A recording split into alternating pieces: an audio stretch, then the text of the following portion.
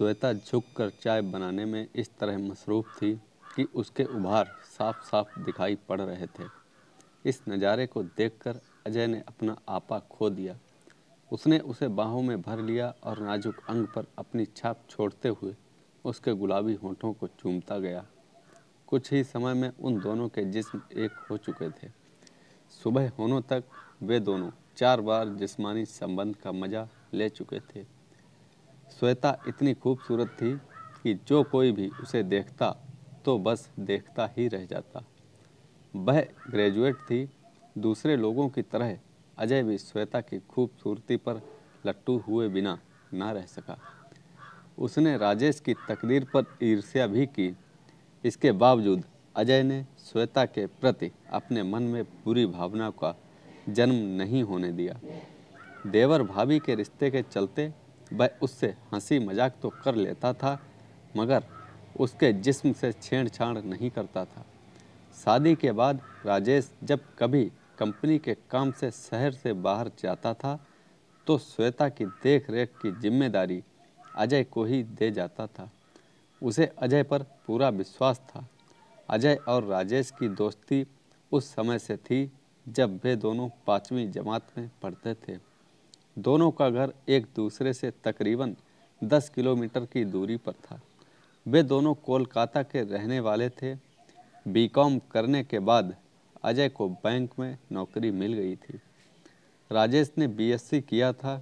उसने दवा बनाने वाली एक बड़ी कंपनी ज्वाइन कर ली थी। कंपनी के काम से राजेश हर महीने 5-7 दिनों के लिए किसी न किसी शहर में चला जाता था। एक हादसे में राजेश के माता पिता का देहांत हो गया था। उसके कोई भाई बहन नहीं थे।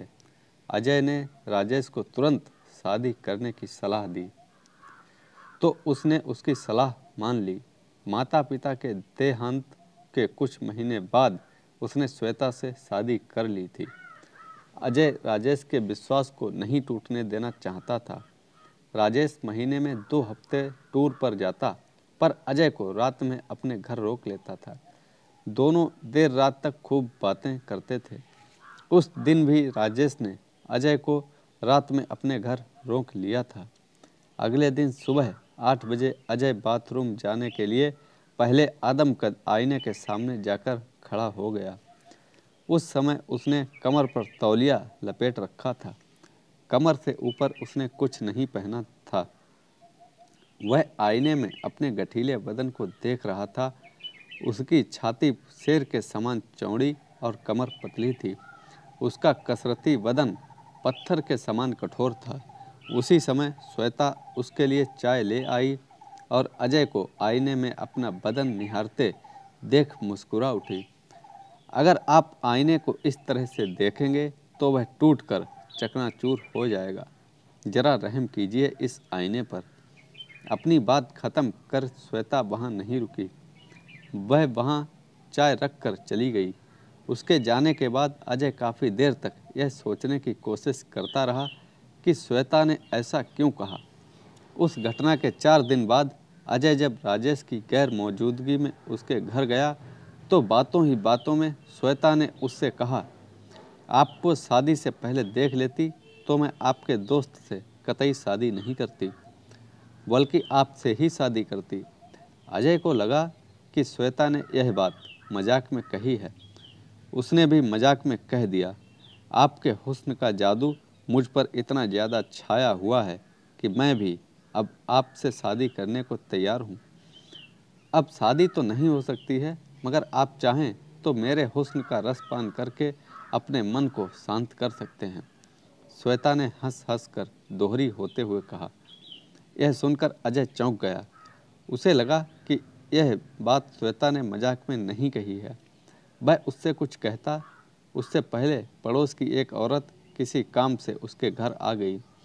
उसके बाद उस बारे में कोई बात नहीं हुई। उस रात अजय ठीक से सो नहीं पाया था। उसे बार बार श्वेता की बात याद आती रही। 15 दिन बाद भी अजय राजेश की गैर मौजूदगी में रात में उसके घर रह गया था।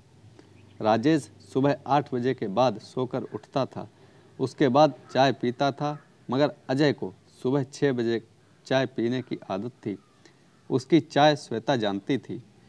इसलिए जब अजय रात में उसके घर रह जाता था तो वह सुबह 6 बजे उठकर चाय बनाकर उसे दे आती थी। मगर उस दिन श्वेता ने रसोई से ही आवाज़ देकर उसे चाय ले जाने के लिए कहा। अजय रसोई घर में गया तो श्वेता चाय बना रही थी। उस समय उसने गाउन पहन रखा था। वह झुककर चाय बनाने में इस तरह मसरूफ़ थी कि उसके उभार साफ साफ दिखाई दे रहे थे।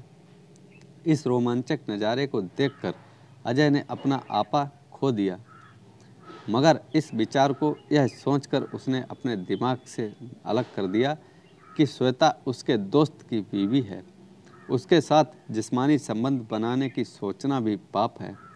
थोड़ी देर बाद श्वेता ने मुस्कुराकर उसे चाय दी और कहा, बेडरूम से सीधे किचन में आ गई। कपड़े बदल नहीं पाई, इसलिए आपको ही यहाँ बुला लिया। अजय ने कुछ नहीं कहा और चाय लेकर चुपचाप अपने कमरे में चला आया। 3 महीने तक अजय का समय कसम कस में बीता।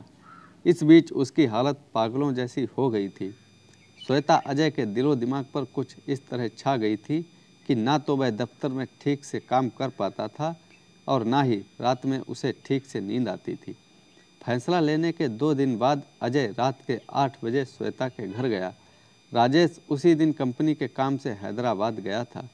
चाय पीने के बाद अजय ने मौका पाकर श्वेता से कहा, मैं आपको इतना ज़्यादा प्यार करने लगा हूँ कि मुझे लगता है कि जब तक आपका प्यार नहीं पालूंगा चैन नहीं मिलेगा।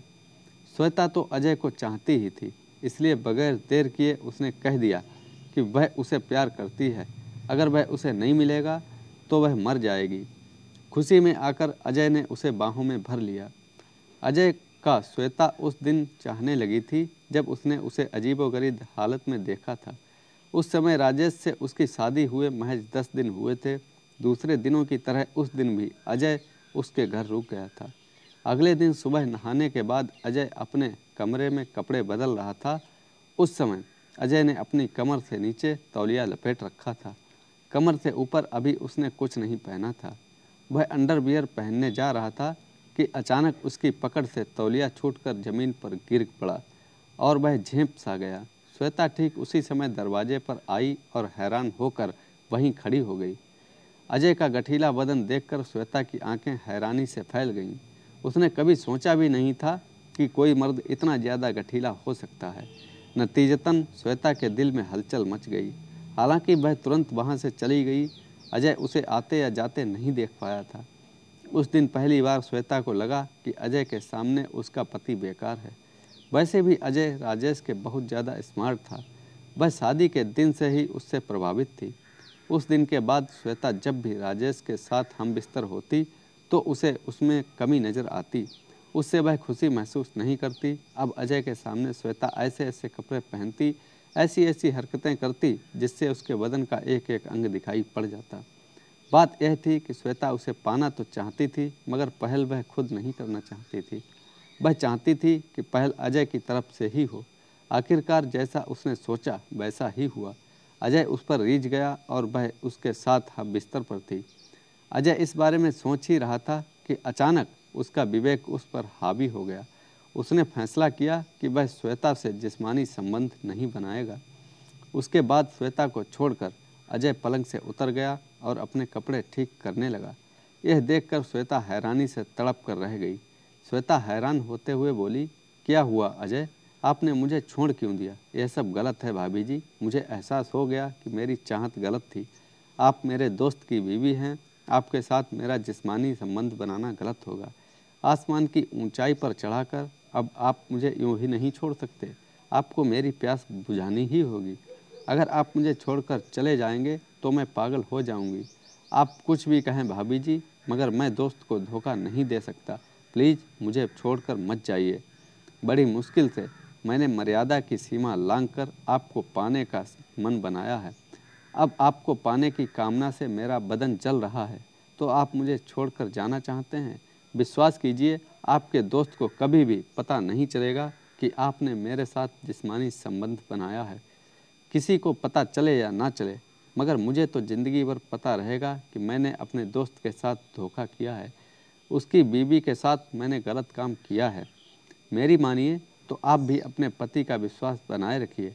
अपने मर्द को छोड़कर पराए मर्दों में सुख मत ढूंढिए। यह सुनकर श्वेता हैरान रह गई। तब तक अजय घर का दरवाज़ा खोलकर बाहर निकल चुका था। तो दोस्तों, कैसी लगी ये कहानी? लाइक करें, कमेंट में हमें बताएं और चैनल को सब्सक्राइब करना ना भूलें। धन्यवाद।